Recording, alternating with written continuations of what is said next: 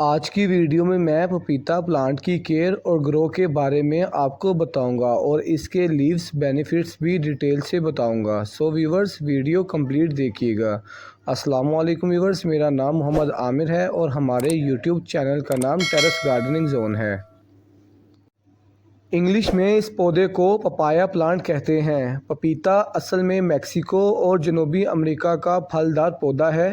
اس plant کی کوئی branch نہیں ہوتی، بس ایک سیدھا کھوکھلا تنا ہوتا ہے۔ عام طور پر اسے درخت سمجھا جاتا ہے، لیکن یہ درخت نہیں بلکہ جڑی بوٹی ہیں۔ نباتاتی طور پر یہ پلانٹ ایک درخت سے زیادہ جڑی بوٹی سے مشابہ ہیں، کیونکہ اس میں لکڑی کے ٹشوز کی کمی ہوتی ہے، لیکن زیادہ تر لوگ انہیں درخت ہی سمجھتے ہیں۔ پپیتا پلانٹ دو ٹائپس کے ہوتے ہیں، ایک دیسی اور دوسرے ہائیبرڈ۔ جو دیسی پلانٹ ہوتے ہیں ان میں میل اور فیمیل پودے ہوتے ہیں، اور یہ پیئر آپ کے پاس ہوں تو پھر ہی آپ کو پلانٹ سے فروٹ ملتا ہے۔ اگر آپ کے پاس پیئر نہیں ہوگا تو فلاورنگ کے ٹائم پولینیشن کمپلیٹ نہیں ہو پائے گی اور پھول فروٹ میں کنورٹ نہیں ہو پائیں گے۔ اگر آپ نے پلانٹ سیڈ سے گرو کیے ہیں تو ان میں میل اور فیمیل پلانٹ کا پتہ نہیں چل سکتا کہ کون سا پلانٹ میل ہے اور کون سا فیمیل پلانٹ ہے۔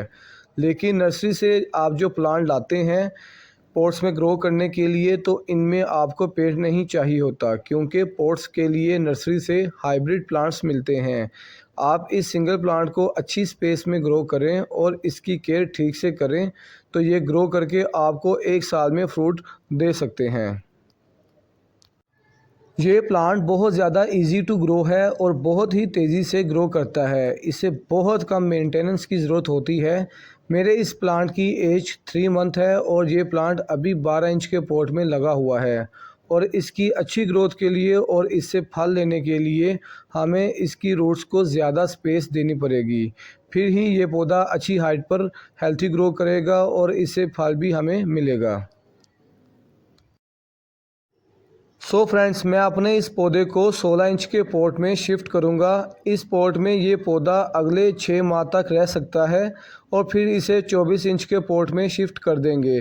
ٹیرس پر ہم 24 انچ سے زیادہ بڑا پوٹ یوز نہیں کر سکتے۔ یہ پلانٹ بہت جلد 7 سے 8 منتھ کی ایج تک فلاورنگ اور فروٹنگ پر آ جاتے ہیں، اور پھر ہمیں بس ہر سال اس کی روٹس پروننگ کرنی ہوتی ہے۔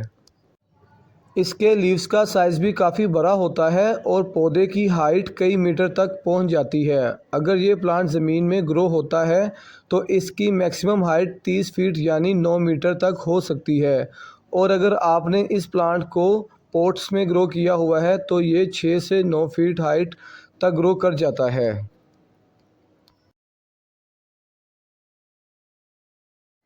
اس پر لگنے والا پھل ڈیفرنٹ شیپس اور ورائٹی میں ہوتا ہے، جو کہ پودے اور اس کے پھولوں کی ٹائپس اور ورائٹی پر ڈیپینڈ ہوتا ہے۔ ویورز، اب ہم اس پلانٹ کو اس پوٹ میں سے نکال لیتے ہیں۔ آپ دیکھ سکتے ہیں اس چھوٹے سے پوٹ میں روٹس باؤنڈنگ ہو رہی ہیں۔ فرینڈز، ہم نے اس پلانٹ کو اس پوٹ میں شفٹ کرنا ہے تو اس کے لیے سوئل مکس تیار کر لیتے ہیں۔ پپایا پلانٹ کی اچھی گروتھ کے لیے کھاد سے بھرپور مٹی یوز کریں۔ اس کے لیے آپ 40% گارڈن سوئل، 30% ریور سینڈ اور 30% گوبر کھاد کو اچھے سے مکس کر لیں۔ یہ پلانٹ 21 سے 29 ڈگری ٹمپریچر پر تیزی سے نشوونما پاتے ہیں، اور اس ٹمپریچر پر اس پر پھل بھی اچھا گرو ہوتا ہے۔ لیکن ونٹر میں جب ٹمپریچر 15 ڈگری سینٹی گریڈ سے کم ہوتا ہے تو اس کی گروتھ بہت سلو ہو جاتی ہے۔ اس لیے ونٹر میں اگر آپ کا پلانٹ پوٹ میں ہے تو اسے روم ٹمپریچر میں شفٹ کر دیں۔ پپیتا پلانٹ کے فروٹس، سیڈز اور لیوز بہت سی میڈیسنز میں بھی یوز کیے جاتے ہیں۔ پپایا لیوز کا سب سے زیادہ نمایاں فائدہ یہ ہے کہ یہ ڈینگی بخار کی علامات کو کم کرتا ہے۔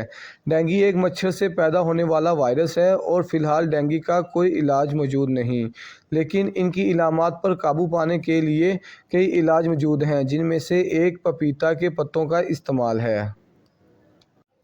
3 مطالعات ہوئے جن میں ڈینگی بخار کے کئی سو افراد شامل تھے۔ پتہ چلا کہ پپیتے کے پتوں کے عرق نے خون میں پلیٹلیٹس کی سطح میں نمایاں اضافہ کیا۔